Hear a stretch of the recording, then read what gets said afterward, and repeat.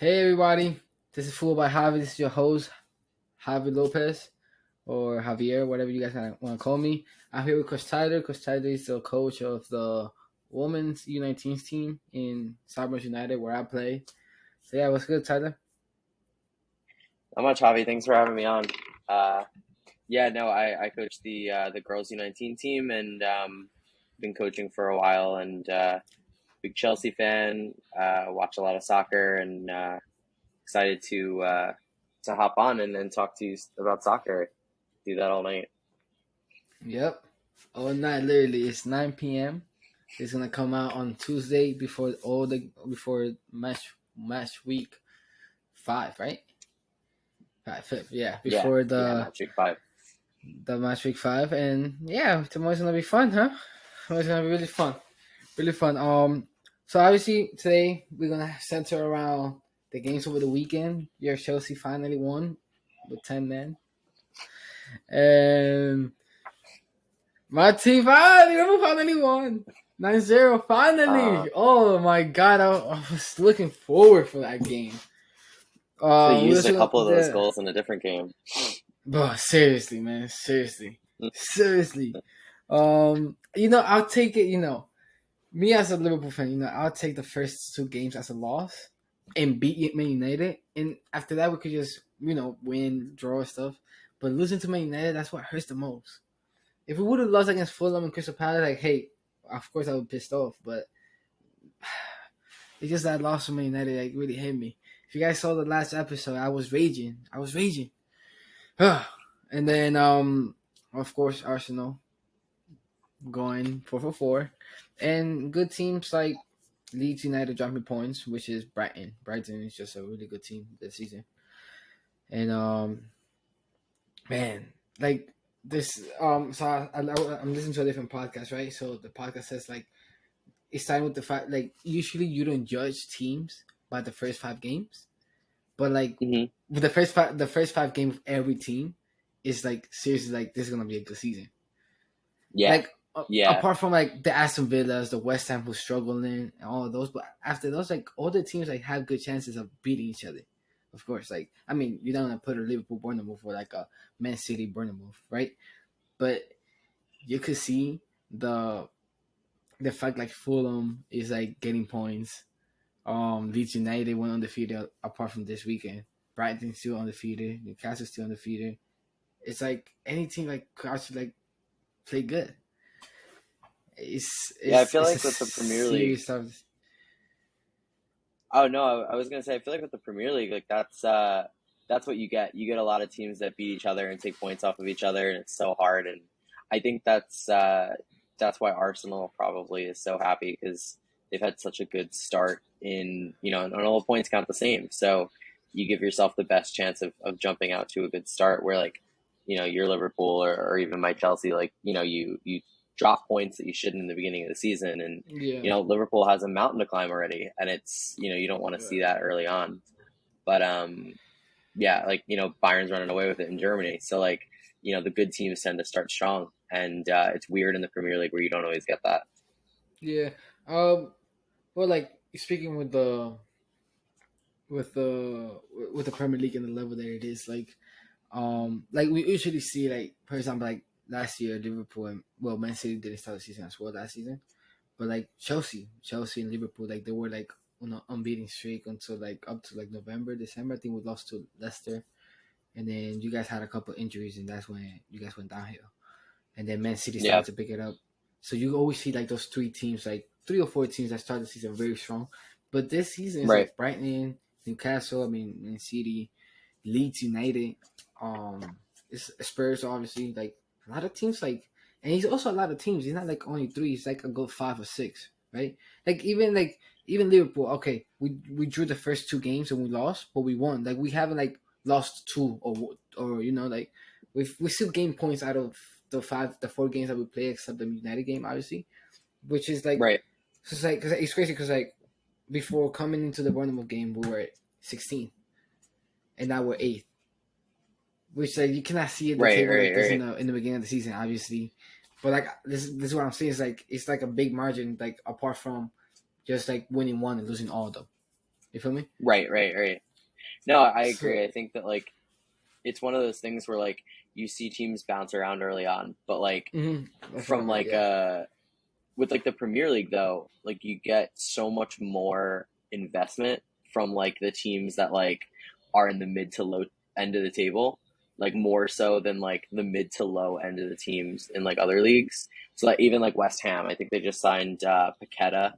You know, Oof, what a signing. you're seeing these like you're seeing these like big signings coming. Like Nottingham Oh, Forest has signed what 25 yes, players at this point. Like yes, you're just seeing yes. so much investment.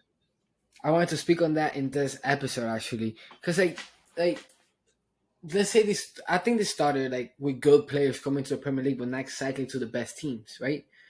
This just started like what 3 years ago, 2 years ago, 2 years ago around there. Like good teams, Three for years ago example, with you what? think like top players, top prospect players coming into teams, but that are not the top six. Like West Ham, you got Paqueta. You have Newcastle getting Isak. I understand with all the money or the situation, of course you could afford him. But I'm just saying, like, Right, what makes Isak be like, oh, I'm probably gonna have more chance of playing with Newcastle. I mean, more like chances of winning trophies with Newcastle than with Spurs, for example, because he was linked right, to Arsenal and Spurs a couple seasons behind, right? And then you right. have players like or like Forest being very aggressive in the transfer window, 19 players already, wasting over 100 million euros, I mean pounds, over what 2 months? Because they Yeah, didn't really start. yeah, They started buying in July or in August, like right, they started buying like July, right? And they've been more aggressive in August once the season started with Gibbs White, with Further from Atlanta. You have they signed Renan Lodi, which is a right, ridiculous right. signing. Like these signings It's are a very good ridiculous. signing. Yes, and like, what does Renan Lodi after being in Atletico Madrid, winning titles there, be like? Why should I go to Northern Forest when I have more chances of going to Atletico Madrid? This is what I'm saying about the level of the Premier League. It's like Yeah, yeah, players are very, very talented. They're not thinking about Man City, United, Liverpool, Spurs. They already like the Premier League is so competitive. They already think about the West Ham Wolves, um, Wolves with Mateus Nunes, I think his name is. That's yep, a yep. big signing. From He was Portugal. linked to Liverpool a Yep, couple of days, a couple like last Chelsea transfer too. window, Chelsea too, and it's like, whoa. You see, like apart from Liverpool getting Darwin Nunez and Man City getting Haaland, even the big teams didn't make those wild signings either. Like you could say Right. that Man City got Calvin Phillips, but let's be honest, Calvin Phillips is not going to be the same Calvin Phillips that he was at Leeds because he's not going to get that play time. Haaland too though. Huh? Yeah, yeah, yeah. Haaland too Like, but though. like, yeah, of course, but like those the top clubs doesn't seem like they got like the big names apart from those two. I mean, I understand Spurs like with Right, right, Richarlison and all the stuff, but like Spurs got Spence from Forest. They also got Biswama from Brighton. Like those are not big name players, but of course they're good. But like not even the right, big right. teams got like big time players. Like like I, the I teams that think are under them got bigger players in sort of like scales and right, like fame, I guess. With right. Paqueta, with Well, I think you're starting to see like the top six specifically. They're not taking as many risks on players that they don't know if they're going to adapt well to the Premier League. Like if you look at Chelsea in 2020, they go on that big summer spend. They signed Kai Havertz, they signed Ziyech, they signed Werner, and I mean Kai. I think the jury's still out. I think a lot of people feel he's been a failure. I don't. oh, Werner, Ziyech. I had that. I Mhm. thought about that until last season. Last season he proved that he was at that level. Yeah, Oh, yeah. I think the jury's still out on him. To be honest, I think he's talented. We can get into that more when we talk about Chelsea, but I think yeah. he's probably playing out of position. But I think like you look at like a lot of top clubs that tried to sign players from outside the Premier League, and they were burned by players that couldn't make the transition. So now you're seeing the top Premier League clubs. I mean, not exclusively, but make a lot of signings like laterally from the Premier League. So Chelsea with Cucurella, and you know, like you said, City with Calvin Phillips. And I think what players are seeing is can I come into like a mid to low level Premier League club, prove myself, and then get snapped up by, one of the big six if I really feel like I'm at that level where, like Rafinha could have gone to Chelsea if he didn't go to Barcelona. Like you got guys that are coming into the Premier League and saying, I'll take my shot lower down the table because I back myself to make it in the Premier League. And when you do that, you put yourself in the shop window in front of those big clubs. But, like for, again, Chelsea and Liverpool have made some signings like, I'm trying to think. I mean, you guys rarely miss, to be honest. But like Naby Keita took a while to adapt. With injuries and City. I stuff mean, too. City. Right, right. I So mean, I City think is I like think you try to impossible to avoid like that. determine that. No, It's like no. everybody that signed Anyone is looks hit. good, They can't miss. and anyone looks good in the Pep system. Anyone looks good in the Yeah. Pep system. I mean, it brings the best out of players. But I I mean, think maybe that's you the could big thing, right? say no, no. Actually, you can't. I was gonna say like I was gonna No. throw out a name, but like you just I can't. Even the guys that weren't like huge stars still had a role to play. I mean, look at Yeah, like Zinchenko, for example, right? Kind of didn't play as much, but he quiet, still kind did well. of, yeah. He like limped onto the scene when they were struggling with the left back situation, and all of a sudden he can do a job, and now he can play in the midfield, and he goes to Arsenal, and now he's a He's killing starter, it. what many would consider a top Premier League player. So you look at that, and you're like, all right, well, they don't miss on signings. Like anyone that plays for Pep that they've identified as someone that's at his level of quality. I mean, even you saw when he came in, they got rid of so many players. The squad Yeah, turnover in Pep's first 2 seasons was, you know, half crazy. the squad. Yeah, and then the crazy thing is like this is the thing with the whole Pep system and stuff like that. Because I'm a true believer, even though as good as football players are, like for example Foden, right? How will he adapt when Pep leaves? Because Mm-hmm. Foden adapted, he grew into that system, and now he's Yeah. in that system. He's one like he's Right. like he's the heart of the system, to be honest, because he knows about everything because he was taught at such a young age Right. Right. that he see like that's like that could backfire in so many ways. Yeah. Because like even Barcelona, like Barcelona when they had like their youngster when Pep left, like Christian Tejo now went to the Mm-hmm. MLS. Um, Yep. who else that Borja? Remember Borja the I think I know who you're talking about. he was like a good like a prospect. He was like so hyped up, Yeah. but then went to Turkey and then messed it up everything up and blah blah blah. Yeah. Also like there's like a couple like names where like you see how like going into the system you're good in your first few seasons that you're a youngster, but when he leaves you're struggling. Even I mean Right. Right. after Pep left, Barcelona never been the same apart from when Luis Enrique came into the job, where he was like Yeah. they were very aggressive in Europe, right? The manager right after Pep did a pretty good job too. Oh but Passed he away. passed away with cancer. Yeah. Tito Villanueva. Yes. Yep. Yes, Yep. He was good yeah, too. but that was his assistant Right. Right. when Right. he was in charge Right. in Right. Barcelona. So Right. Right. it's like crazy, like crazy to see like how system could also affect players, especially the Mm-hmm. young ones. You see, like there's Right. multiple examples I could give, but I just don't like the Halilovic. Halilovic used to be called the next Modric, the next big Right. thing Right. in the Barcelona system. When he got to Mm-hmm. Barcelona, it couldn't fit. Now I even know where he at. Right. No, I have no idea. I have no idea. I think I think the system does a good job, especially Pep's system, of papering over the cracks of players that maybe need like a system to create chances, right? Like, and then on the other hand, I think there are players that see themselves as like victims of his systems. Like, so a good example would probably be Sterling. Like, at first, he was a beneficiary of the system, right? But, after a while, you have players that can do that job, and he's a big rotator. And so now all of a sudden, Raheem Sterling is a cog in a machine rather than the star that he probably was when City first signed him, or even on Liverpool, and now what he's looking to be again at Chelsea, where he's the focal point.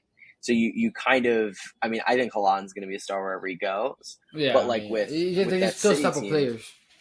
right? It's like the FPL Man City problem, right? It's like, who do you put from Man City in your FPL team, because you don't know who's going to play, you don't know who's Yeah, going to start, because they all come in, they do a job, and there's no drop off. yeah, What two yeah, center backs and is Pep starting this weekend? You don't know. that's He's what's got good all, about them. right, right. It's really good about them, and also like with like you can put the example of Gabriel Jesus. Like Mm-hmm. Gabriel Jesus wasn't very like he was like when he played. Of course, I mean he had something against Real Madrid. Every time they play against Real Madrid, he always played the best football of his career. But Right. like then you see at Arsenal, where he's like more of himself, and you can see he's Mm-hmm. killing it. Like Arsenal won They that built it transfer. around him. Yeah, Arsenal won that transfer is ridiculous, right? And Yeah. like you see how like sometimes like that system could like backfire to some players. Yeah. I mean, I could argue that probably they both came out on top, right? Because Jesus wanted to play. He was playing off the wing. They don't need another wing player. They have enough. You bringing in Haaland and Julian Alvarez, who I've actually also really liked the look of so far, right? I Yeah, mean, so you they got don't two miss. bona fide. They don't miss. I mean, even Haaland's goal this weekend. I think the first one was knocked down by Alvarez, and in the league, the Community Shield, Alvarez comes off the bench and scores. So like you got a good young prospect there. You were also able to bring in what I would regard as probably the best young striker in the world, if not one of the best, and also one of the best strikers in the world. Um, I mean, I was watching the Man City game this weekend. I have never been more impressed with a player than watching. I mean, I'm so glad he's in the Premier League. I wish it wasn't on City, but I'm loving watching him. But and Arsenal needed a striker that they could build a system around that was technical. Arteta knew him because of his time at Man City, and I think both teams. It was one of those transfers where weirdly both teams benefit from it, even though Jesus is killing it. It's crazy that like man like I'm talking about the system of Man City. It's like it's crazy that like Holland was nowhere to be seen until that 60-minute mark. After that, he was everywhere. Like calling for the ball, like tap ins, getting the ball, shooting, all of that. He was there, like he was there. But before those 60 minutes, he was very very quiet. If you watch the match, you could see even the commentators be like, "Oh, how the game has turned around." It's like when a team like this is also like another fun fact about me.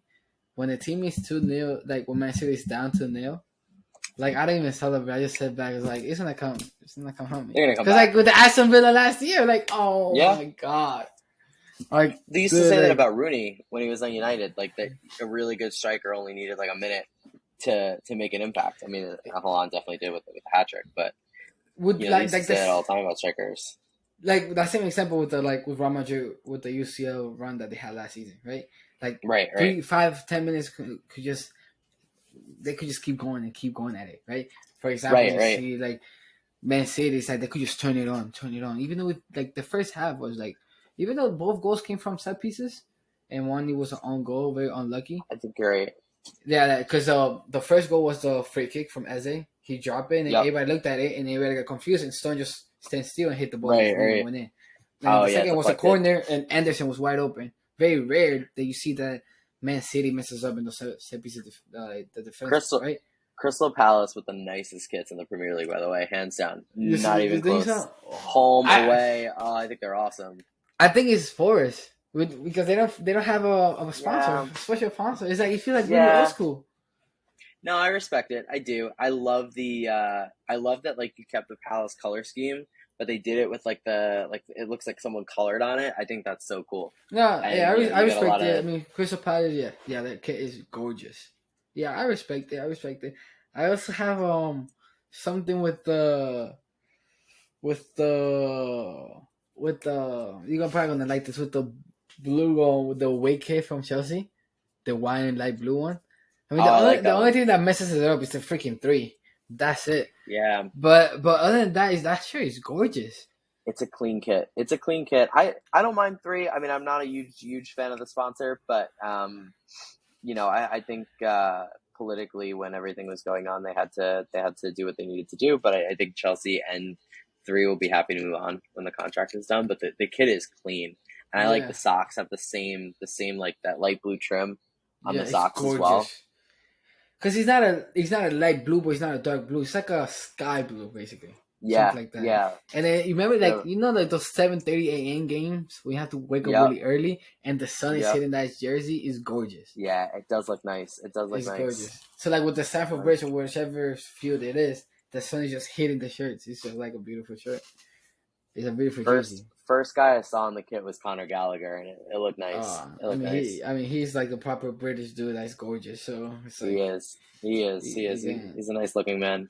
yeah, it's like you can't even compare that. Like okay, going to the Chelsea topic. do you guys really think that you guys need a striker? Because in my opinion, I feel like it's time for Broja.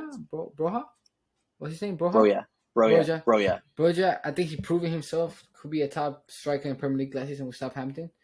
Why not give him a chance? Why going for Aubameyang who was in the other side of London last season? Yeah, I mean, so two parts to that question, right? So as far as Broya, I think he's a good player. I think giving him the keys early on in his Chelsea career probably is a little too much pressure.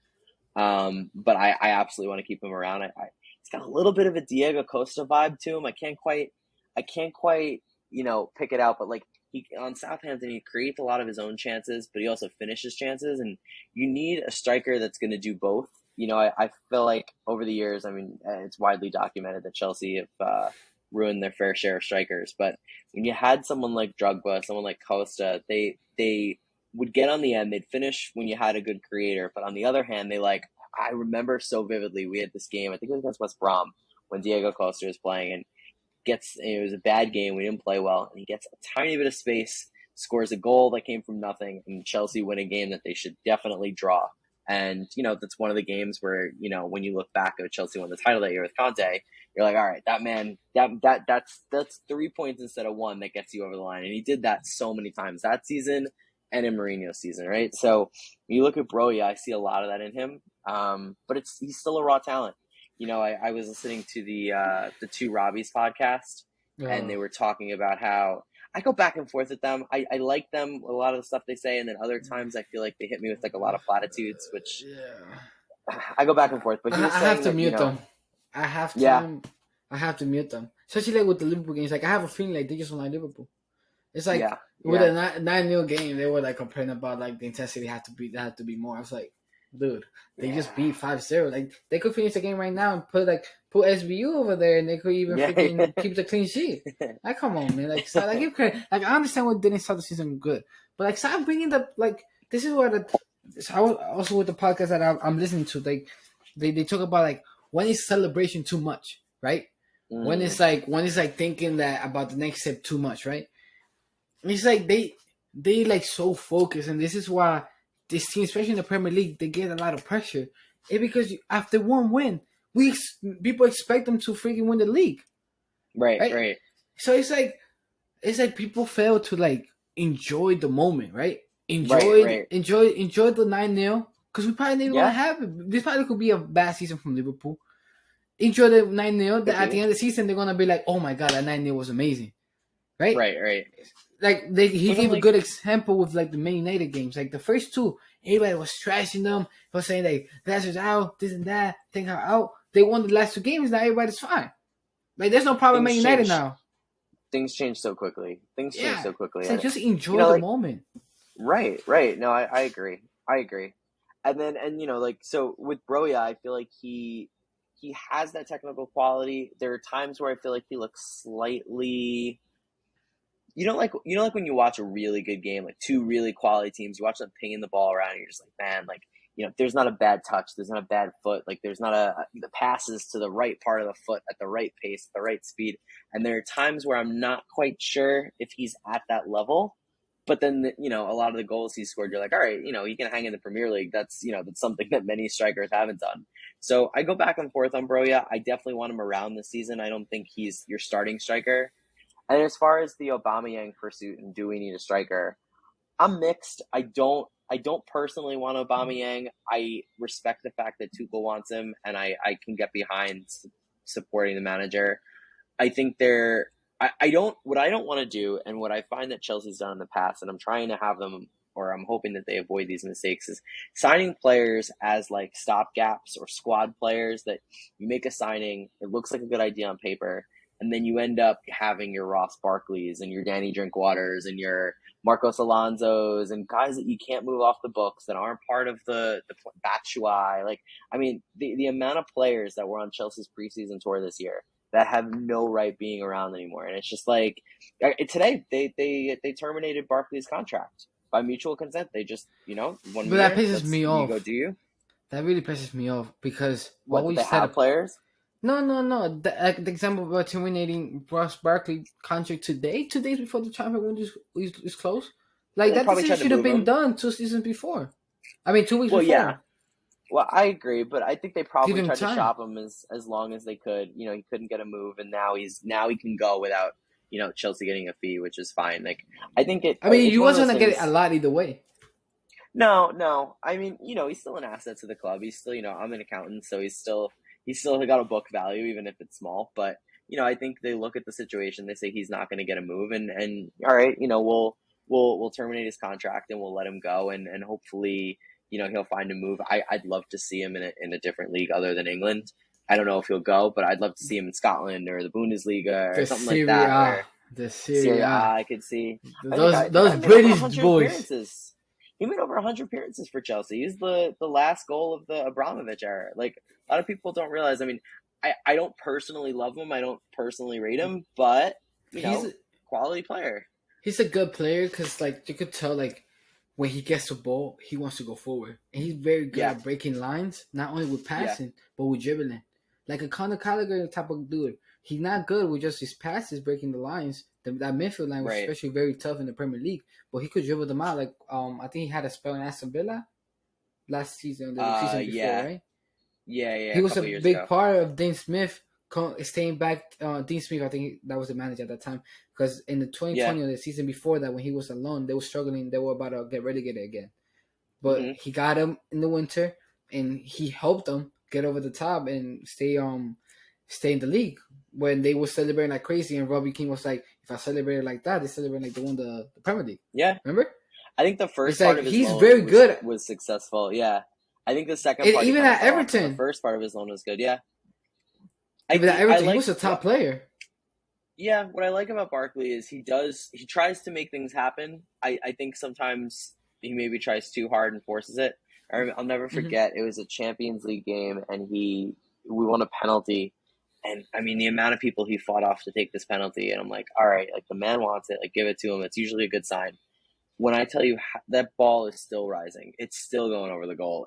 It was like 35 yards over the goal, and I'm just like, dude, you just fought off 4 Chelsea players, and you just like, yeah, it was one of those things where like he wanted it, he wanted his career to happen so badly, but he just didn't have the talent or the finesse to kind of match his desire, which is it's a lot of Premier League players, but I don't know. I'm happy to see the back of him, and I want him to have a good opportunity, but I don't need Chelsea to keep paying him. So I was good with the termination, but I want to see him at Serie A because I think Serie A is becoming a league that is going to be very fun to watch. Like I mean, it's already oh, I good. agree. Like I had to start watching the. I mean, I went to Italy on April, Okay. um, and I went to watch Inter play, Inter de Milan, right? Hmm. And the fans love it. They're so Oh yeah, loud. They're very the loud. I mean, ultras. The San Siro, and it just brought me like, hey, dude, sit down, reflect. You have to watch this league. You have to. Yeah, This is a yeah. must. And I'm trying to watch it. I still haven't picked my favorite team, but I have to go with Inter. I went to San Hmm. Siro. They welcome me with open arms. When they Yeah, score, yeah, Inter. Like I know the chance. I have to. yeah. But it's very, very tempting not to go with Roma. I Roma yeah. is looking I mean, good. And the crazy thing I've is that always match was against Roma. yeah, I've always loved Mourinho, so I get the Roma. I get the Roma I link. don't Um, I don't know. It's just Stadio Dybala. Olimpico. Yeah, Tammy Love dude. Tammy Abraham. Well, what's his name? Abraham? Sorry, Tammy Abraham. I love Pellegrini. Yeah, I love his energy. He has like it's nice to see. he has like that silent killer. It's like he's like I mean Yeah, obviously the captain, but he's so like quiet, but he's like you don't want to right, go give a right. passing, just pass the ball, just pass the ball. No, it's nice to see Serie A getting back to being that like really competitive league where a lot of different teams can win it. Like Serie A, when I was growing up, like in the early 2000s, and obviously previous to that, that was the league. The Premier League did not have the stature that it does now. All the best players were going to AC Milan and teams like that, where it was. I mean, Chelsea signed what's his name, Shevchenko Shevchenko, right? from AC Yeah, from Milan. Yeah, Milan. from AC Even though he Milan struggled, after though. they He just struggled won. at Chelsea. Yeah, he struggled a little bit. He struggled a little bit. He's actually he did a good job with the Ukraine team. I think now he's coaching a team in Italy, or he got sacked maybe, but Uh, it didn't go yeah. well. No. Yeah, you're right. You're Um, right. He's in Italy. I think he's yeah, I'm not even going, but he's in Italy. I remember. Yeah, but yeah. But he, I think he's you know, doing. the league is getting back to where it should be. You know, you got Inter building out nicely. Um, you know, they still have to sell a lot of players. They don't have the financial might that the Premier League does.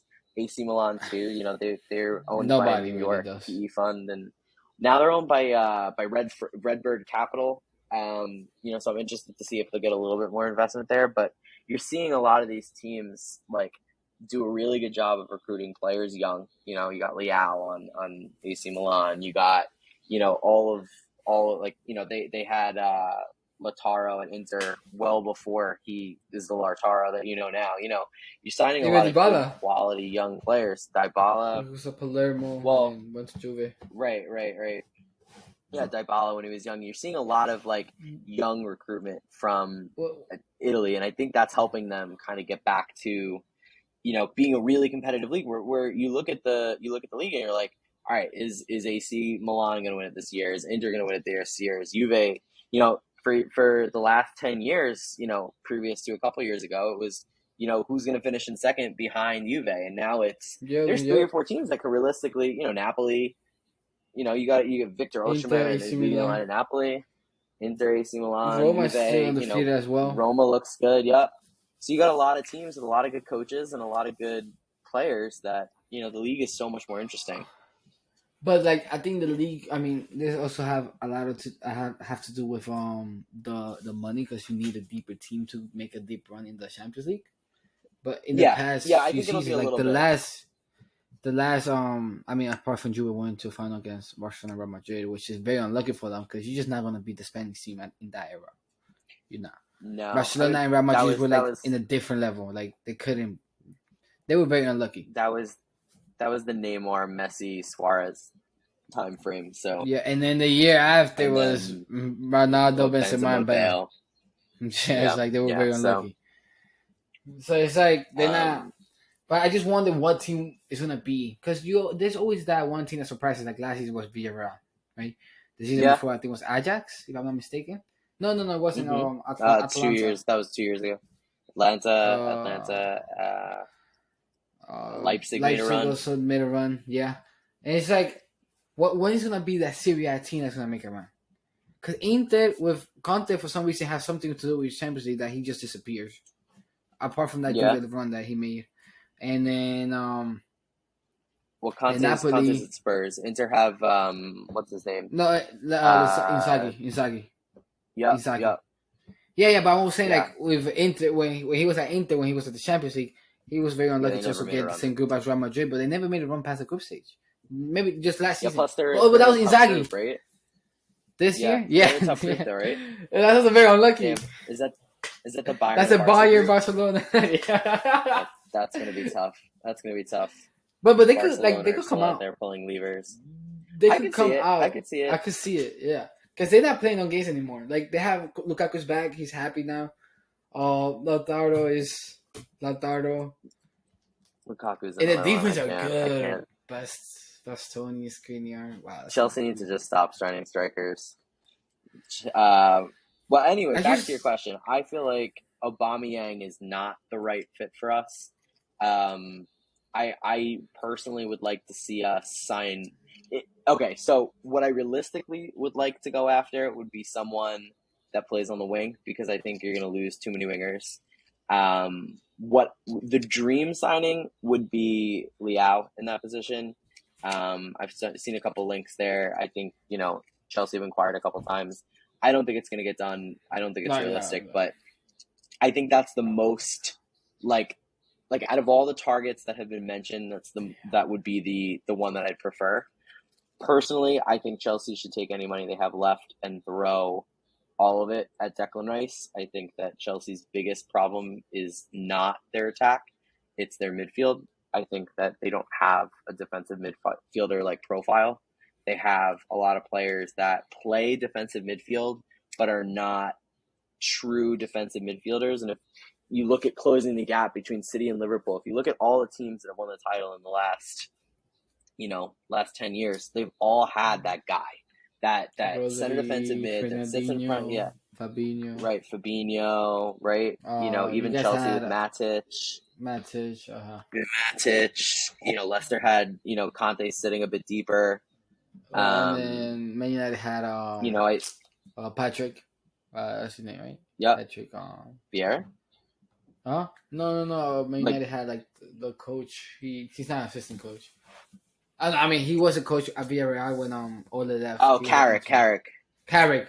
Or something like Carrick. Yeah. Carrick. Carrick. Yeah, they had a bunch of DMs as well, and I think that just to win the Premier League, you need a DM, and that's it. I also think it allows. Well, you Chelsea think that's a to problem? Because I play. thought the problem was the playmaker. They lack a playmaker. Yeah, but I think we're playing so many players. Like, honestly, the biggest problem that I see, right?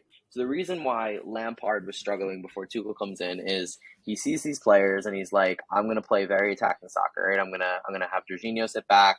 I'm gonna have us play a 4-3-3, and it's gonna be Jorginho sitting as a lone six. Kind of how Sarri like to play him. And I'm gonna play with 2 8s, and we're gonna get forward. And Chelsea scored a boatload of goals that season, but the problem was they conceded so many goals.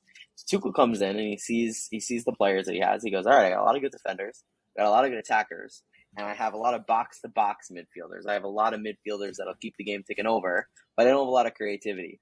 So I'm going to play with only 2 in the midfield. I'm going to play with my front 3. I'm going to play with a back 5 or a back 3, and I'm going to solidify the defense. That was why Chelsea won the Champions League that season, is because they conceded 1 goal in the group stage and 1 goal in the run to the or maybe it was 4 goals in the whole Champions League or something like that. This is a record, right? So defensively they were super solid, and attacking wise they did just enough to get over the line in games. But they weren't free flowing, they weren't creating a lot of opportunities.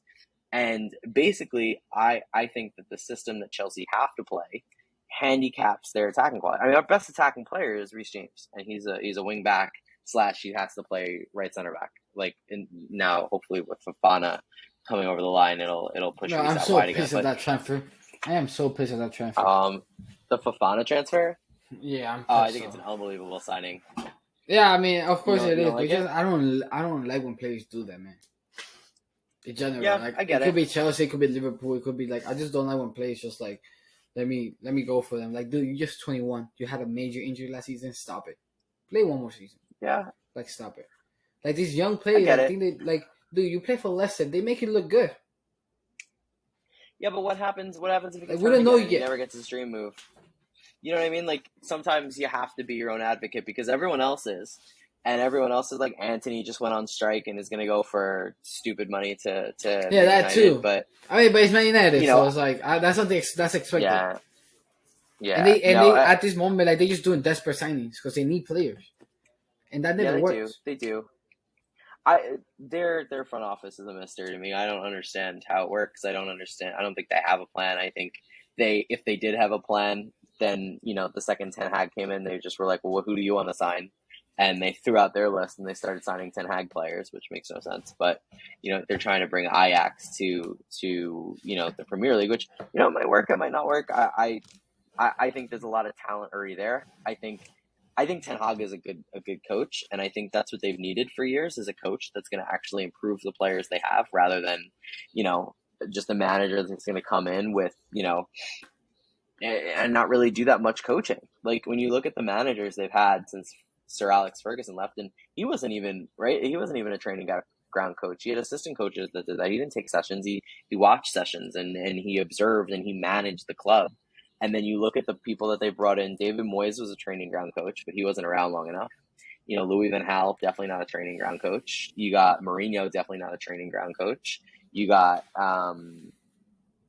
I think they should have given the interim manager Rangnick more time.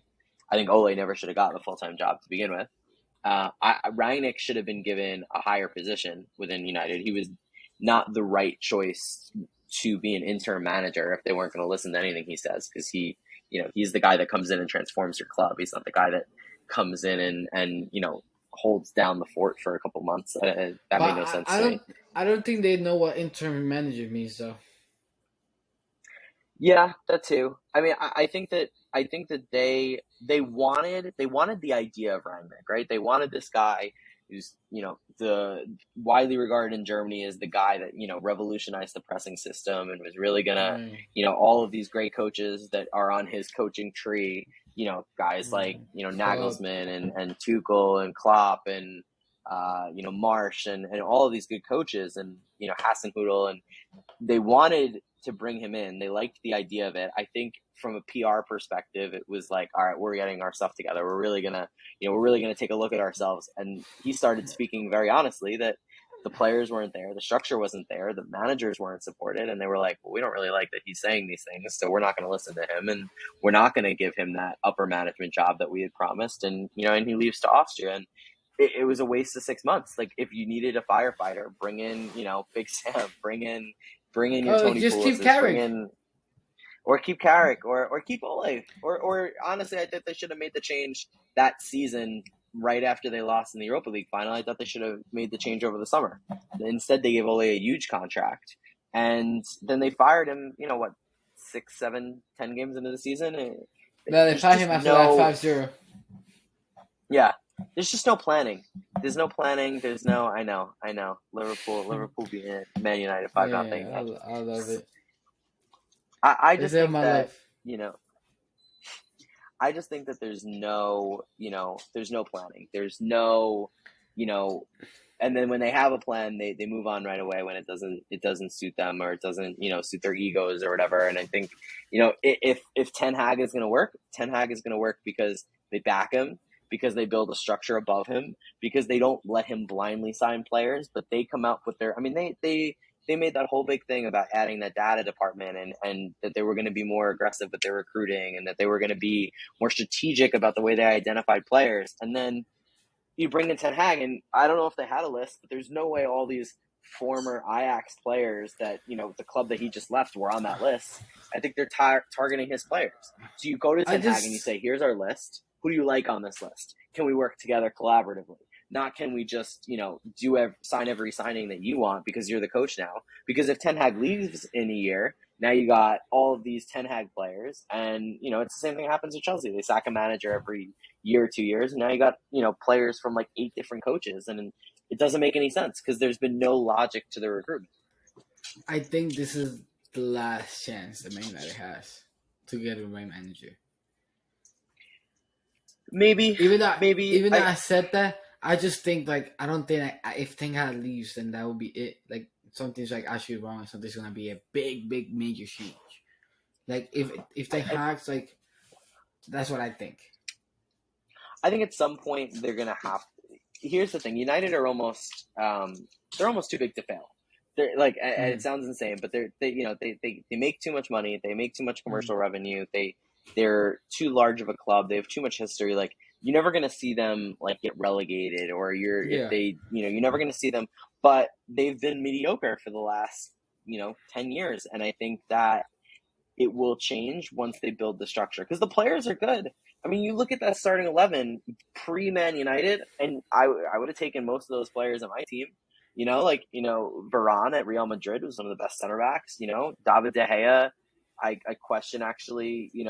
But a couple of years ago he was widely in last regarded as a world season, class keeper. like I told you Yeah, this a few days ago, I think De Gea was one of the best keepers of the world last season because of how many saves he made because of the defense. yeah, But it was actually yeah. It's Courtois, just a obviously. But percentage I'm thing just at that saying, point. like, yeah, like he made a lot Juan of Mata. saves. Right. No, he did. He did. But again, you look at that team like Juan Mata, pre-Man United, was an excellent player for Chelsea. He's our player of the season 2 years in a row. You had Rashford was great for a time there, and you've seen him being played out of position all the time, and now all of a sudden, now you need another striker, and the solution is always buy another player in that position. Wan-Bissaka was supposed to be this unbelievable English right back that we signed, and the guy doesn't get forward. And now they're trying to. Now the only reason they can't sell him is because they didn't sign a replacement.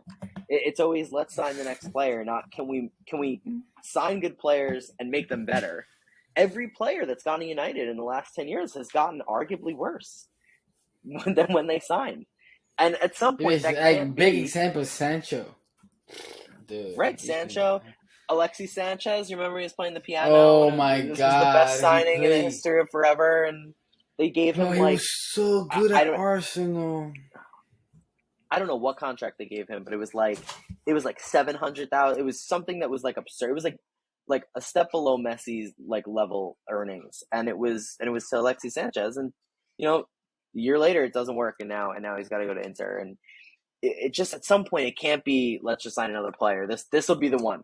Ronaldo is coming back. It's the homecoming. He's so good. He scores 15 goals and they finish in sixth place. Like at some point they need to actually say, okay, our structure isn't working. Can we recruit players that make sense in a system? Can we bring in a coach that suits the system that we want to play? Can we empower them to be successful? Can we bring in good coaches around that coach?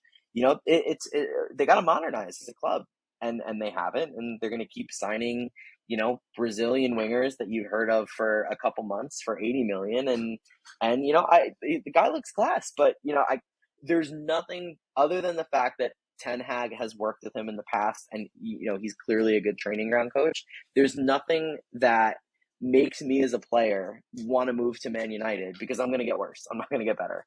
It's difficult. So I don't know. I'm hoping. I mean, I don't want them to get their stuff together anytime soon because I really, I'm liking my friends that are Man United fans suffer, but um, it's laughable at this point. They had too much. They had too much accomplishment for them to like. You want them to fail. Right, right. Yeah, they've been happy long enough. Yeah, exactly. Like, okay, so there's well, if you don't count today, there's 3 days left of the transfer window. 3 days. Hmm. The 30th, the 31st, and that's it, right? Or two. Yeah, Does November first yes. count? I mean, does September first count? I think it's technically midnight on the 31st, which I want to say is 6 p.m. here. Hmm. So So you yeah. got Oh, like so about 2 days. About 2 days. yeah. Well, so like in the next 2 days, right? What will you do to your Chelsea team to improve it? Again, if it were up to me and money weren't an issue, I would sign a DM. I think that's the biggest position of weakness. I think it lets But Chelsea Declan play a back Rice, four. Rice is not it. So who would it be? Oh, you're saying I can't sign Declan Rice? Yeah, because I don't think West Ham will give it to you. I feel like Declan No, Rice is I gonna be don't a think. signing that you have to make next season when he's a free agent. I agree. I think he's got 2 years left on his deal, and I think next year's the summer he goes. But I agree. I think Declan Rice would be hard. Um, I mean, I've heard a lot of names. I've heard Sandro Tonali at AC Milan. I've seen, obviously, De Jong was widely regarded as, if he were to leave Barca, it would have been for Chelsea, not United. I don't know if I see uh, an unbelievably, this is the guy you sign out on the market, but I think a player in that profile would make the most sense. I don't think we're going to. I think we're going to play a 3-5-2. And if that's the case and you're not going to sign a DM, I think you need to sign, a quality midfielder and an attacker. I don't think it needs to be in the profile of a striker because I do think Kai Havertz is decent enough. I think Sterling's been playing through the middle, and I think if you signed and the thing with signing a winger, right, is what winger? I don't want to spend 60 million on Anthony Gordon. I'd spend 100 million on Leao. Like it's that type of signing. Like I'd rather you sign players that in 3 years' time are gonna be just as good, if not better, than you sign them. You're not gonna sign players that are look good for like half a season and now all of a sudden they're the answer. Like the kid scored 5 goals in his Premier League career so far. Like he looks good, he looks quality. He presses a lot. Tuchel likes that, but he's not the answer to your offensive struggles at 60 million at 21 years old. Like that Gordon rumor had me laughing so much because the kid isn't even that good.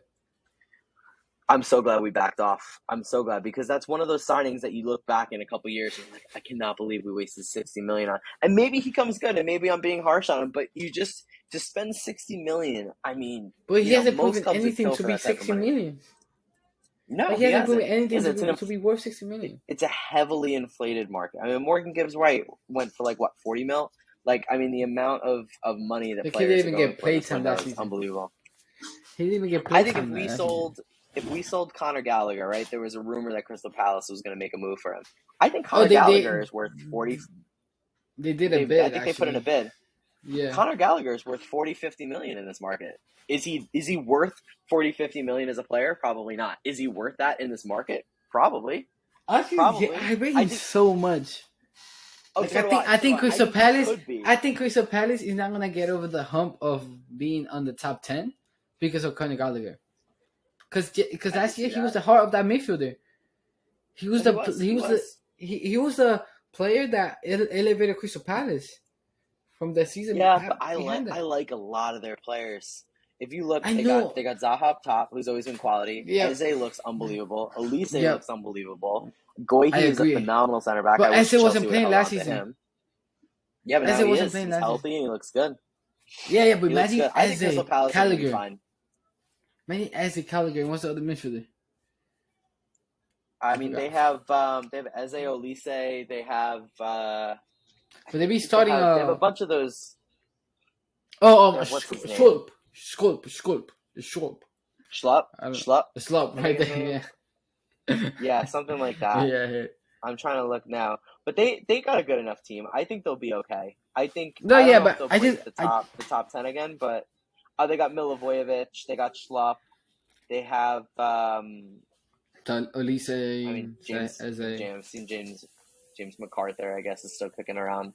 and then huge. Um, I think huge Hughes, Hudge yeah, huge. Yeah, he's actually yep. pretty decent. They got enough players, but I think for us, Conor Gallagher still should play a role. I think he's sticking around. You know, red card to the side. I think he's a quality player, but again, I think he would do better if we were in a back four and we could have three in the midfield because he's better higher up the field rather than playing in that two. He In that runs a two, lot. he's right, but why do I want him in that too if his best attribute is pressing, winning the ball back, hurrying opponents? Like he's not gonna do that playing next to Jorginho, but he'll do that in a front three or in a front, 4 or 5 with the midfield. You can do that. But having him play in the pivot just makes no sense. He's good, he can probably do the job, but are you getting the best out of him there? I would argue no.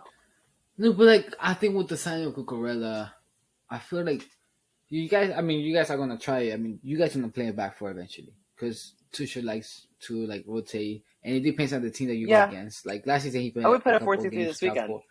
Yeah, it's like you guys go. I mean Tuesday. You guys could play. Like you got Reece James playing right back. Thiago Silva, he has played in the back four before. He'd be all right. Mm-hmm. Koulibaly, I think Koulibaly is playing Koulibaly in the comes back back this four. season, right? He don't got that 3 game suspension. He just won it, right? No, he's gonna start tomorrow. He'll start Yeah, so tomorrow. Koulibaly, and then on the left you just play with Cucurella or Chilwell. I mean, maybe Cucurella because Yeah, he's a better defensively. Maybe dropping back is be a bit better than Chilwell. That's just like yeah. that's a gamble. Like whoever you choose is fine, and You then they're got both gonna do the job. yeah. And then You got Gallagher, I mean, of talented. course he's not gonna play Gallagher, and then a healthy Kante in that City M. He could do the job. He did the job to Leicester when they had no reason winning Yeah, he the Premier played, League. but he didn't sit. He didn't sit on Leicester. He didn't sit on. He's never sat on Chelsea. He does Well, he play should. higher Like, up the they should field. try. They should try it because he's a That doesn't team get the player. best out He of him, wants to though. win. No, he I is. understand. He can do I that role, understand. but again, are you getting the best out of him? No, His you're best not. job is the best thing he does is he presses well, he intercepts the ball, he hunts the ball, he wins tackles, he wins the ball back, and as a DM, you're kind of sitting, you're snuffing out pressure. It's you're more reactive than aggressive. And again, Yeah, yeah, of Conte's course. best thing is I'm going to win the ball high up the field, and I'm already past you because I won the ball high up the field, and now I'm going to lay it off to someone more creative, or I'm going to hit one of those weird Conte goals that he scores 2 times a season, where he just shoots it and It's a it's the banger. perfect Yeah, shot. banger. Yeah, but like as a DM, you're asking him to sit, and you're not getting the best out of him there. Okay. I mean, I'm not gonna fight you off that because like you have a point. You have a point. You have 100% a point. But like, I just feel like you put like he's. I'm not saying to just sit there and just wait for him to come. But I mean, just play like a Fabinho plays a big role in the Liverpool attack, right? And I'm of Mm-hmm. course why am I comparing Fabinho with Kante? I'm comparing it because listen to this, because he could also be involved into that because Conor Gallagher is a back-to-back midfielder. Of course, he's not gonna be the same job he does as Kante defensively, but if Kante have to like roam up, right? You just back. Of course, because like it's like the Premier League. If you think about it, the bad teams eventually is gonna just play counter-attacking football. Eventually. Right, right. So like Kante is good because you even said that he could get intercepted. He's good at winning the ball back. Like in those contests when it's a 3v4, a 3v3, or 3v2 where it's Kante, Thiago, and Koulibaly, you guys, I feel like Kante is capable of like helping those two like break that counter attack and come back and to the attack because he could also bring the ball forward. Well, I would also say too, obviously that's all providing that Conte stays healthy. I mean, he hasn't been consistently Yeah, healthy since Sarri risked his knee in the Europa League final. But I think Gallagher. I think the point that I really like that you made there is I do think Gallagher is a natural like for like ish with Conte. I don't think anyone's going to be quite at that level as Conte, but I see a lot of the same. I'm going to be aggressive. I'm going to win the ball high up the pitch. I'm going to hurry opponents. I'm going to press opponents in I mean Gallagher. you could tell about this But weekend getting a red card. right, well, get slightly Yeah, too aggressive this weekend. yeah, But I think that's an eagerness to impress. I don't think. yeah. Of I think course. the Chelsea fans will have short memories when it comes to that if he starts to kick on. But I think again, you playing a midfield three, you have someone that sits, you have so many play. Mount is a presser, Gallagher is a presser. I think Kai Havertz is a presser, and I think he's best further back. But we can get to that. I think there's so many players that would be best higher up the field, and to do that, you need a player that sits and says, I'm gonna sit and protect the back four, like Casemiro's done for Real Madrid all these years, like Fabinho does for Liverpool at times, like Fernandinho did for City. Like it's just such an important and there's so little of them, right? There's so few of those Yeah, I'm trying to world think of one, class but center like offensive mids. it's very hard. What about You Arthur could from argue Juve? Arthur, he's he's more of not a a CDM, Jorginho right? style midfielder. Yeah, okay, Now okay. he's more of Arthur, like yeah, a like keep the play ticking over type guy. Like okay. little short, quick passes. He they trying to sell Matic him. was, They yeah, trying to sell that yeah. Arthur. Like whoever teams picks him up, he's a very good player. That deal was all done for Barca and Juve. They both needed the money, and they both got to add a profit onto their books by selling Pjanic and Arter. That was a weird deal. I think that actually got investigated. I think they looked at that to see if there was any sort of like weird accounting tricks that they played there because it was such an odd deal they made. Like Juve have been very questionable this past few years. That's all I'm saying. Yeah, yeah, they made some good signings though. I like Vladic. I think he'll come good. Yeah, but Um, it's like they no making all idea why these they let signings, but Dybala go. it's like what's the plan? Are you rebuilding? Are you going for it? Are you progressing? Like what is this? Because you just signed a very young striker who has promising, but now you signed Di Maria and Pogba. It's like hold on, dude. Like then you sign a I Bremer as a think center back. It's like, are you keeping it young? Or are you keeping it average? Or are you keeping it old? Like, what are you guys trying to do? I don't get I think they're not sure. I agree. I think you had Allegri, who was there when they were having that Champions League success, and it was ugly soccer, but they were winning. And then they were like, "No, we're gonna get new, we're gonna get young, we're gonna get hip, we're gonna rebrand our Juve logo, and we're gonna sign Ronaldo, and we're gonna be it. this Okay. like, you know, like club, like it's not a club, it's a lifestyle, and this whole BS." And then they didn't get it done. And then the Juve fans were like, "You remember when we used to win? You remember that?" And then they went through Sarri, who was supposed to be a trendy manager. They went through. I actually still rate Sarri, but they went through Sarri.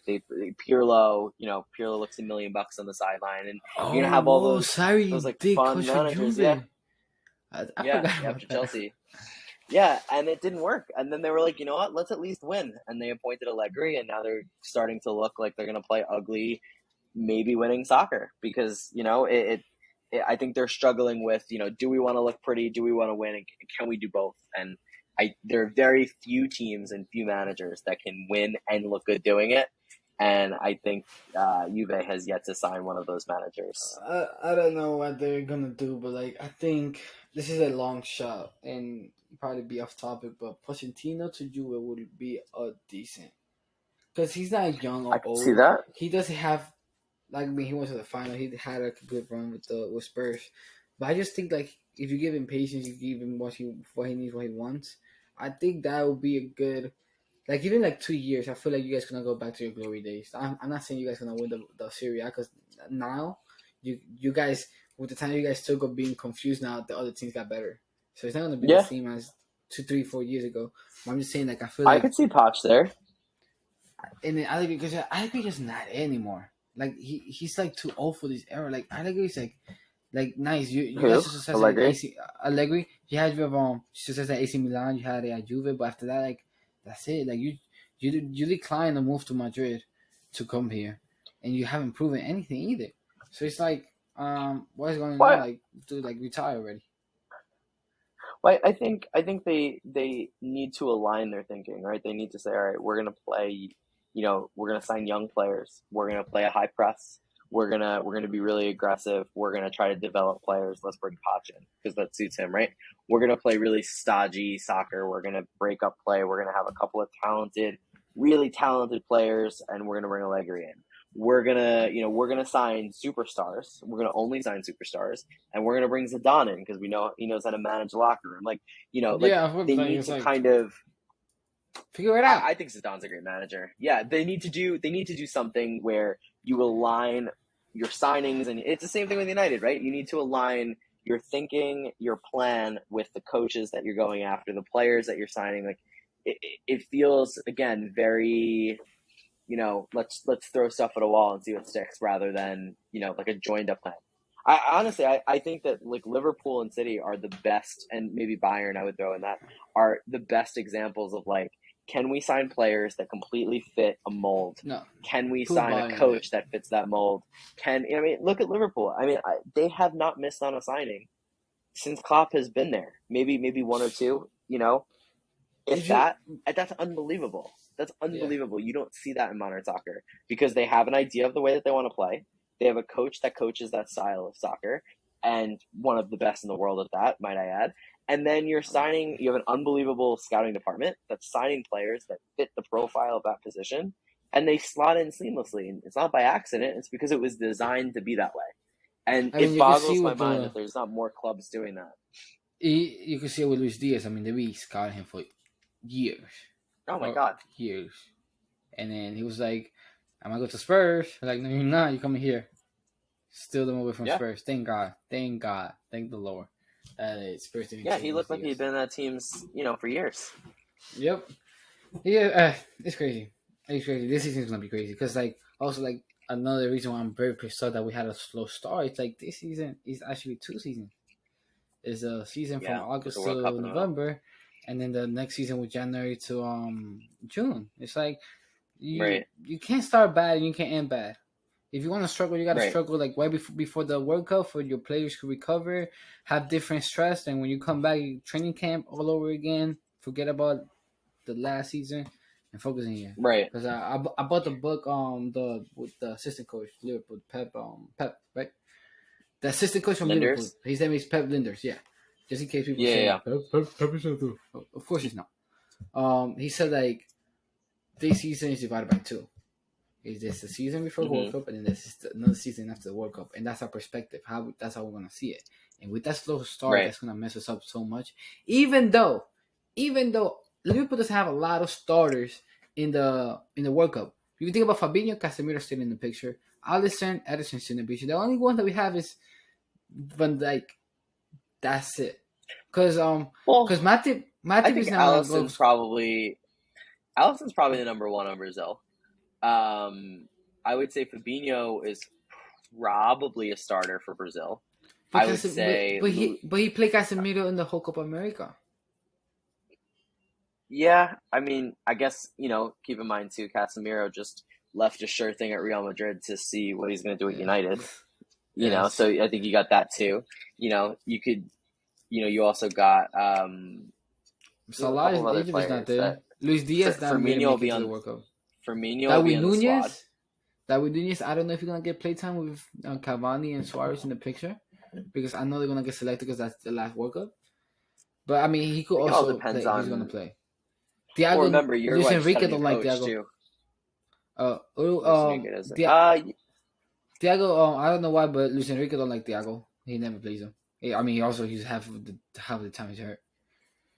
Right, Trent right. Southgate don't know what to do with that defense. Either to put Reece James, Walker, or Trent. So I don't even know what's gonna happen with Trent Trent. should be in the midfield for England. Trent is not a right back for England, in my opinion. I think Reece James is a better right back than Trent. I think Hendo Trent is a phenomenal midfielder. Hendo is just gonna be there just to be a leader in that locker room from England Yeah. if he even gets Yep. selected because that's what he did Yep. in the Euros. And I think Yep. that's it. I mean, that's it. I mean, Mane left the team, so Senegal is not gonna be a problem anymore. Luis Diaz Right, didn't make right, it a thing. So like that's it. Like our team, like our players gonna come out fit. I hope, like nothing wood that Van Dijk doesn't get right, hurt in the World Cup, but right, that's the only like few players that's gonna start. So it's right. like that. This slow start. This is what the slow start is gonna be icky by when February and February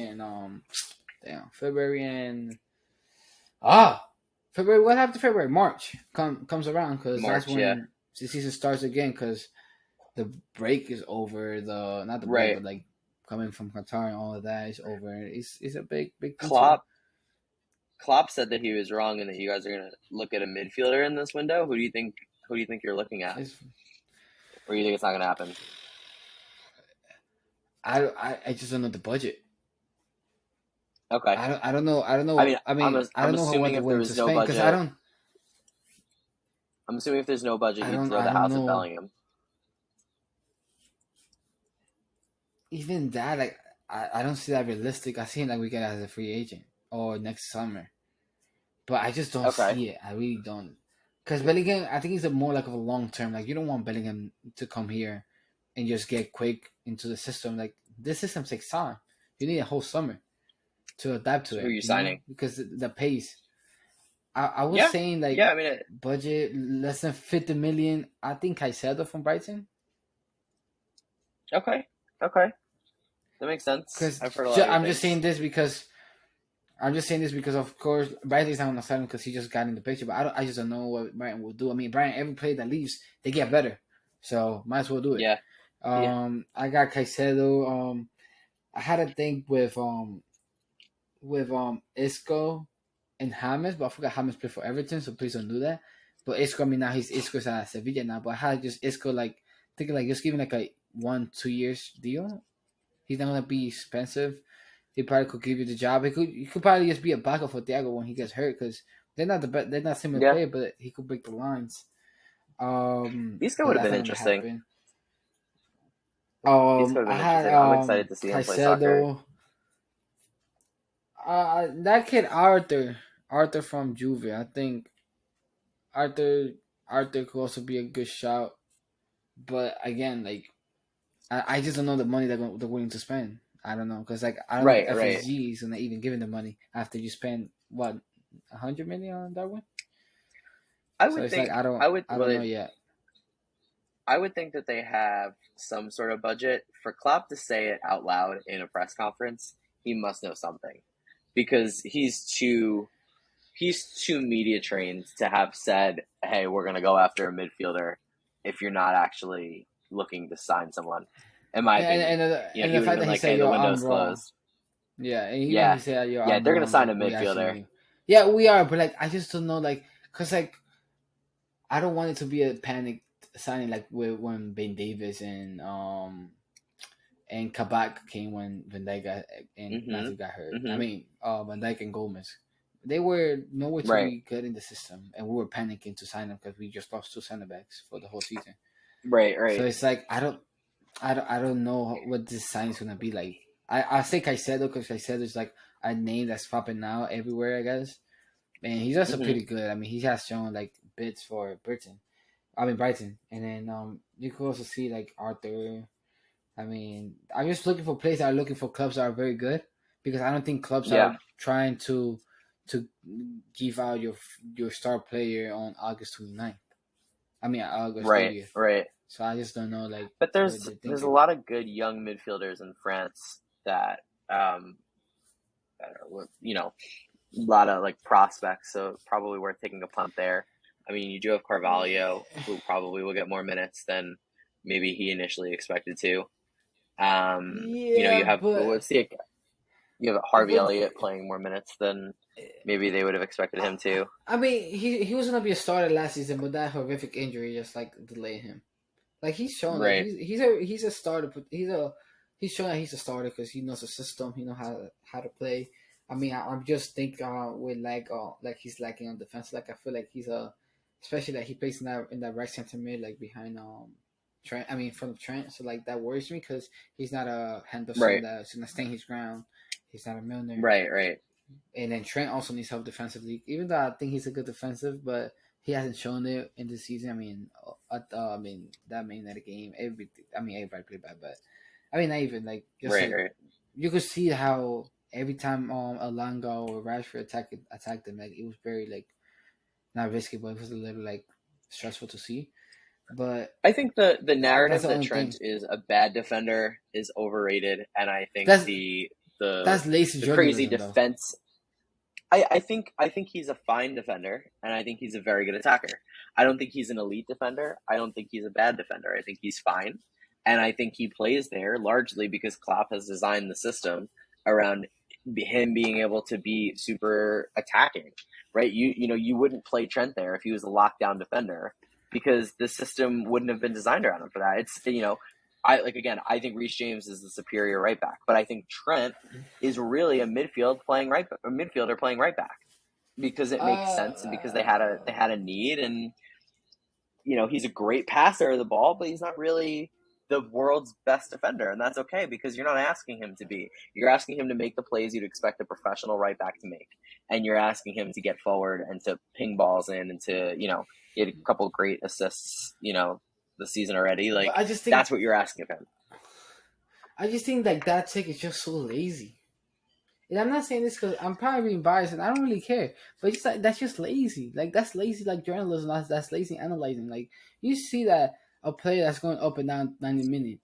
Like you have a system prepared that Joe Gomez or Matip, like Joe Gomez or Matip, like covers him because that's what they do. Right, Because the right, dude right, is more on Salah's space than his own space because that's how we play. But right. I don't really think I don't think he's passing. It's like I think his long range passes is better than his short straight passes. You get it? Like Yeah, of course his passes are good, but I feel like his long range is way better because he could set up better players with his long range they passes. look So like maybe highlight like reel passes. I don't. Mm-hmm. Like those passes that They you do look in like training session those are before what. the coach starts talking. Yeah, yeah. That they come out You in just training ping the session, but they ball don't come 40 out in the yards. games. Yep, It happens to me. yep. Yeah, it happens to me. Right, That's why right. in the games, it just doesn't work out. Uh, Oh my god. Yeah, but but you're a yeah, better but defender like though. to actually, So you're a good defender though. because Andy said like, well, actually, Andy was saying that my defensive is good when 1v1, but like recovering defensively, like I'm horrible. I was like thinking about it. I think you're right. So I don't know if all I've right, seen you so play enough to agree with that, but it's just like I haven't played fullback. You haven't seen me on fullback as much. that's fair. That's fair. Because you do It's a more new position. You recovery got to defending adapt. at fullback because you up and down. But Right, right, in center back, right. it's If you're more one getting v forward, ones. that's fair. Yeah, but That's fair. I don't. It just is very hard to like portray that because I'm a very attacking fullback, but I'm also like if I'm playing center back, I don't want to get forward. Right, right, It's like right. I don't know. It's just Nah, it's a weird thing to see. It's just, to say it's like I also don't like judging myself unless like I play like bad in the game. I'm like I play shit, but like I don't know. It's just bias. So I'm not saying I'm the best. no. But It's I still you're believe I'm tough on like yourself. That's good. I'm the best. I'm the best. Like right now, at the moment, like I'm the best in SVU. Like instant and the defensive man. Like I get good at There you ones. go. I'm him. All right. So the group stages was this. That was Friday, Thursday, Thursday. Thursday. Thursday. What you think? We got the favorites, of course. Liverpool, Bayern, Madrid, Chelsea, Man City, PSG. Who you got? I mean, winning the whole thing, or just early on. Well, with let me send you a picture real quick. You want to go group I by don't group? give you. I don't. Yeah, I don't leave you empty-handed or confused. I sent you a I picture had on the it. phone too. Had it in front of me. Oh, Yep. okay, nice. Thank you. So I'm in Group A. I don't even know. Will Liverpool get out? Of course, but like, who And could get that second spot? I don't think Ajax is ready. I get it. I don't know, man, because it depends on if Ajax recruit well enough in the last couple days of the window if they're going to lose Anthony. But Rangers are a difficult side to play against. They have my man James Zance from NYCFC, who I'm Yep. always gonna plug. But they also have Sir. Malik Tillman, I think his name is, who just converted to the United States, and then Napoli of Oshiman, and Spalletti's Tillman. a good Yep. coach, and yeah, so that's a good group. I think it's going to It's be one of just those things where Rangers. they're all going to take points off of each other. Rangers have to be very careful with this group, right? They could. I Yep. have them even like I see possibilities of them like even passing the group stages, but Right. they have to be very careful on their away days. Because I think the Yeah. home games with that loud stadium and that crowd, like yeah. they have like they could win some games at home. I think Hopefully so. not against Liverpool, but I'd like away to see them days, like finish when you third go to and make a run in the Amsterdam Europa League. again, yeah, I think so too. I really wanted them to win the Europa League last season, but Frankfurt had Right. different plans. But I said Liverpool, Napoli. I think Napoli, as like past the last season in the league, they did really well. Apart from the last 2 months, Okay. and even I'm though going to go they Liverpool. What were you saying? even though they lost Mertens and Insigne, I still feel like they are that good. I mean, they have the first 3 games of the season. They haven't lost one game, so they're good.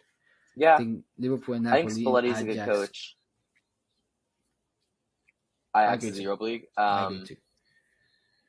Yeah, I'd go Liverpool 1, and I don't know. I'm torn. If you had to make me choose, I lean Ajax, and the only reason I'm going to say that is their historical Champions League prowess. Which you look at teams like that were worse that make it through, like Atletico Madrid, grind through Champions League groups. Real Madrid. They don't really look like they're purring until the end of the season half the time, and they come through. So I'm going to back Ajax's historic ability to just get through groups like this. But I could absolutely see Napoli as well. And it's leaky It's just offense the out of problem is Rangers. I that hope Rangers go through. could make a run. Yeah, I guess the problem with Yeah. Ajax is that last season they a lot of the goals that they scored was because of Haller, but they don't have him anymore. Mm-hmm. So where the goals gonna They come don't from? have him. And I'm not gonna be like I'm a big fan of the Eredivisie league or whatever it's called. I'm sorry. Mm-hmm. I can't watch all those games either because. Yeah. But like it's just Ajax is like I don't know. Like I don't know how they're gonna recover from losing. I'd be interested Anthony to and Haller. see if I don't Ziyech write them off. does I'm not writing re-sign them with off. Ajax. Ooh. No, if Ziyech does re-sign with Ajax, Ziyech was a monster for Ajax. He's good in the I could Champions see League. it. The whole reason we signed him is because he went to town on us a couple of years back with Ajax. Yeah. So I could definitely see him helping them out. They have a lot of good young talent. They always have good young talent. So definitely not out of the realm of possibility. But Napoli's a good shout too, and I'm rooting for Rangers. If it my heart says Liverpool Rangers, but my head says Rangers will probably finish fourth. We'll see. We'll see. Like I say, if they play the cards right and they play very good at home and they get like 2 wins out of 3, they have with a draw or win at a different in a away venue. They I think they could go through at least Europa League, at least worst case scenario. Right. Group B with Porto, Atletico, Leverkusen, and Club Brugge. I don't know how to pronounce that. Mm-hmm. But sadly, Bruges. as much as I hate them, Atletico Madrid is gonna win the group. Yeah. Porto going second. Got the Porto jersey. Yeah. I got Porto going second. I like Porto. They have amazing crowd. They have, like you said, about Ajax. They have that willingness that they have to pass the group stage to call successful. I think they would do it, especially when 3 Portuguese teams made it. to the thing. Um, with Sporting and Benfica, they don't want to be the first one to go out. So I feel like Yeah, yeah. Didn't they sell a lot of good players though? They sold Fabio Vieira, they sold Vitinha. You know, obviously Luis Diaz halfway through last season. I'm gonna I go with still got. Leverkusen as I'm being two, biased. and the reason I'm gonna go with Leverkusen as two is because they're about to sign my man Callum Hudson-Odoi, and Yeah, I can't not back him. And I but think but they Florian Wirtz is nice, and they got a couple who? talented players as well. They're a little over. They got Florian Wirtz. Yeah, Um, well, he got an ACL he's injury. He's super not back. talented. I think he's Yeah, back. he's out for Is the he not season back? though. Sadly. Is he Florian Wirtz? Yeah, Did I he miss got an that? ACL injury. Like, yeah, he had like an ACL injury. I Mid don't know November, what's his timer. Yeah, mid November. last season in So November. I don't know if he's healthy. yeah. So maybe not. No, he's But probably not healthy enough at that point. they lost the first three matches. So let's see. I mean, I don't write them up either. Yeah. With Colum Hudson Odoi, he's gonna bring a lot of assists and a lot of goals. So we'll see. A I lot of haven't I talent. haven't at least going to Europa League, but we'll see. I Okay, mean, that's fair. Bruges or whatever it's called, they're going fourth, sadly. But I think Yeah. with the last past two seasons they had, this is the easy group because they always have Man City and PSG Right. or Right. PSG or Man City. So I think they probably took a surprise, but they lost that player from the striker to AC Milan. So we'll see. Mhm. Mhm. Group C, the group of death. Apparently, this is gamble. Bayern. I think I'm gonna leave it how it is. Bayern, Barcelona, Inter. Barcelona. Bayern, Barcelona, Inter. I think that it just when you sign a player like Lewandowski that could get you a goal anywhere, anytime, any. I feel like he could he could get you over the hump. But Yeah. I don't see Inter like I just those two games against Bayern is gonna be a struggle for them. I don't if they could pick up a Yeah. point or surprise them with a win, then they could make it to the next stage. But we'll see. I think you could actually see Bayern literally winning every game in this group. I think they're that good. I mean, I know Mm-hmm. it's a group of death, so it's a tough statement, but I don't know if you've seen any of Bayern's first couple games, but they've been not just good, they've been like a machine almost. I mean, Nagelsmann really has the team Uh, playing Nagelsmann type soccer. You had already had three phenomenal center backs. You bring in Delict. You lose Lewandowski, which not exactly ideal. But when you think about it, was Lewandowski really a Nagelsmann striker, or is Sadio Mane more of a Nagelsmann striker? They really they really signed the right players and went after his strategy. So I think Bayern walk this group, to be honest. And me I too. think Barcelona have too much talent, and I think their floor, I don't think their ceiling is that high. I think everyone's kind of going crazy because they signed so many players. I don't think their ceiling's that high, but I think their floor is high. I think with that much talent on the field, Robert Lewandowski in the Champions League, I can't imagine them not getting out of the group. And I think Inter are good, but I just don't think they're good enough to knock Barca down. But that's why you play the games. You never really Yep. know. Um, I mean, Group C. I mean, Group C is a gamble. So let's move on to Group D, and I think Group D is the best group out of this whole picture.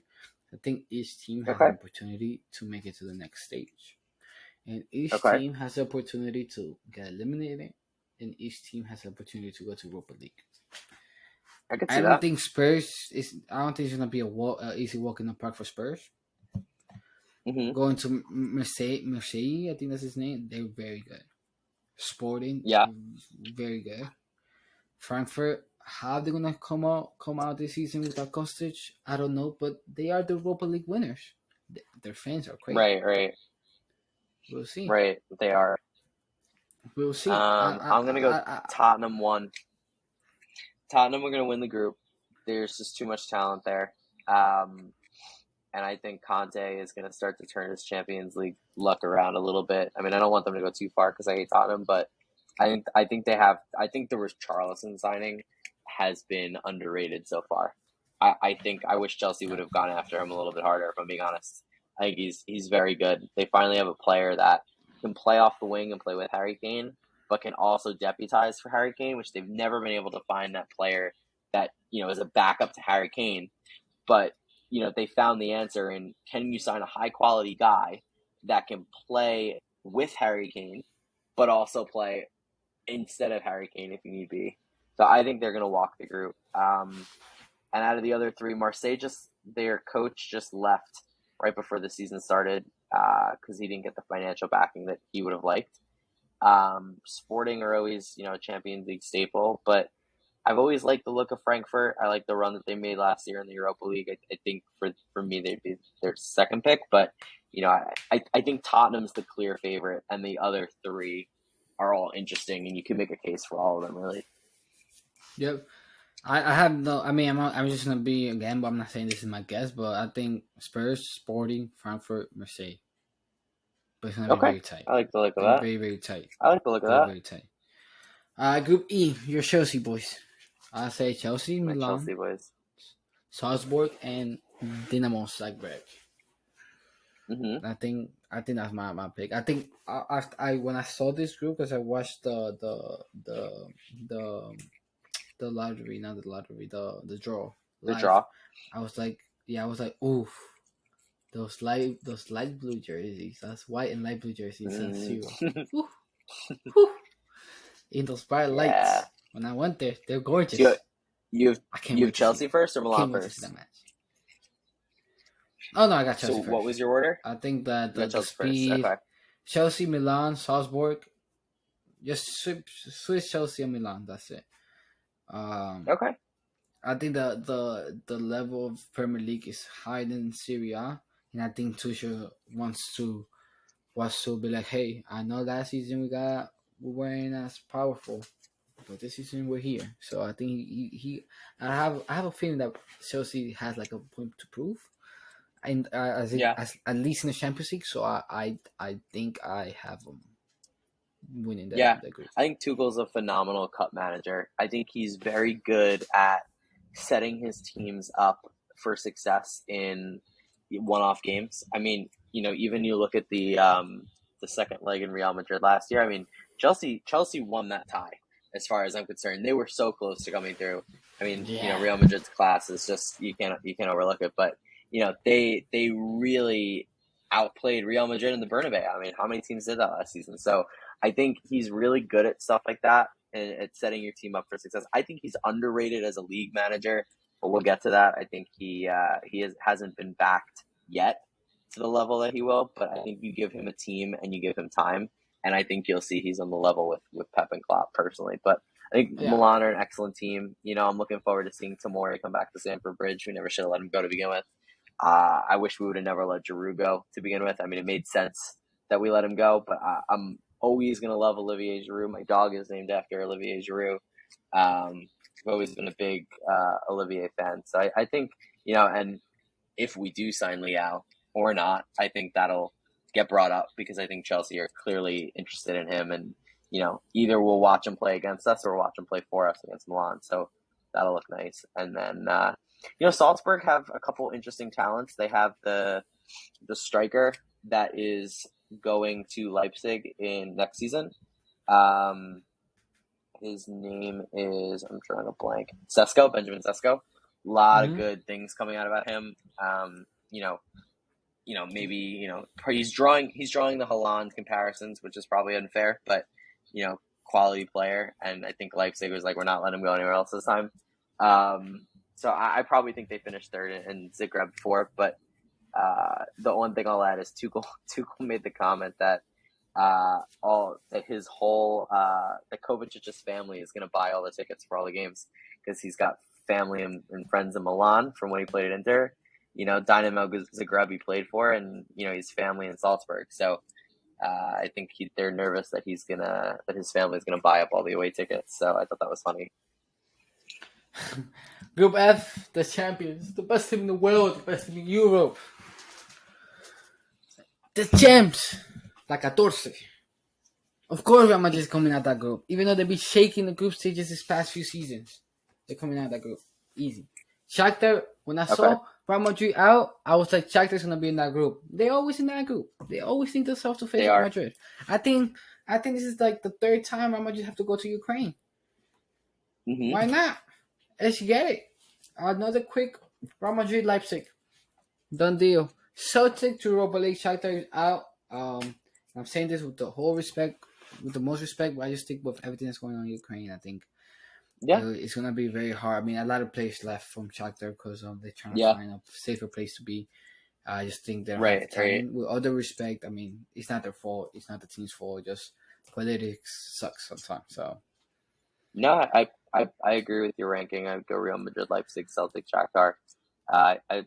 I've always liked Leipzig, so I'd like to see them do well, which is, I know, not really popular because of the way that they came to fruition as a club. But I've always been a big Leipzig person, so I think they got a lot of talented.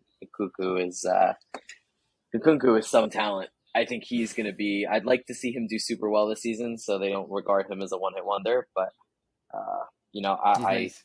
absolutely believe that he's quality and he's going straight to the top. He's him, yeah. Um, Group G. Oh, it's gonna be a good group. Yeah. But I mean, like always, I think Man City's gonna win that.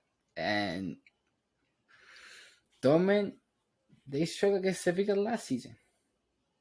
Let's see what Hmm. they're gonna do this season. Was it last season or the season before? I think the season before. Yeah. Yeah. I think you're right. I got Man City, Dortmund, Sevilla, Copenhagen. I don't know. It could go Man City, Sevilla, and Dortmund go to Europa, or it could go Man City, Dortmund. I don't know. I'm gonna say Man City, Dortmund. I think Dortmund made a lot of good signings this summer. I think they retooled the squad in the right way. Sule And is a good signing. They needed a center back. They signed some what's his name that Bayern were super in for. Um, well, Haller if he gets healthy, but Adeyemi is a good replacement. Schlotterbeck, he's a good signing as well. So I like the signings they made. And Sevilla is, the Europa League kings. So I'm going to say Sevilla finishes third and Man City Dortmund up top. last but not least, this is a good group. This is a good PSG, group. Juventus, Benfica.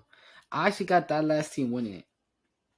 I'm just kidding. I'm making Maccabi. fun of this team because I'm making fun of myself right now. I didn't know this is a team from Israel, right, or from Greek? From Hmm. Greek. This is Israel. Israel. I didn't know Israel was in Yep. Europe. I didn't know. Yeah. I Yeah. didn't know that. So like when I saw, it, I was like, hold on, give me a second. They're not supposed to be We've here. And then seen when I Maccabi Tel educated Aviv myself, a bunch in the Champions League. I didn't. I didn't seriously. Like I saw it and I was like, huh? And after that, like I wanted to win because I wanted to prove me wrong. Because like, wow, I didn't know Israel was in Europe.